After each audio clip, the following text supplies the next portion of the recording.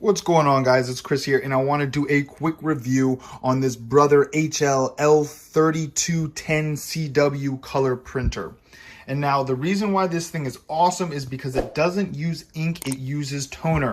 So I'm going to open this real fast and show you. So this not only is better than ink, it lasts way longer than ink, and it looks better than ink. And so this is just, that is the thing that really keeps this, has this one above the rest.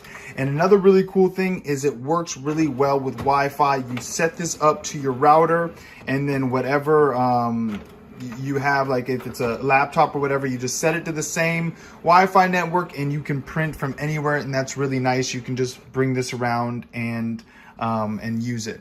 So the only thing that this doesn't do is it's not a scanner.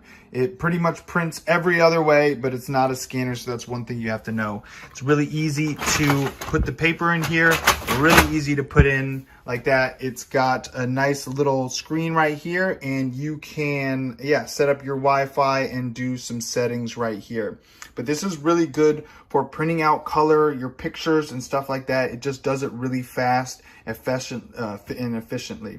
Brother, I've had lots of their printers in different styles, and they're just great. They're workhorses. They last for a while, and they just work when you need them to.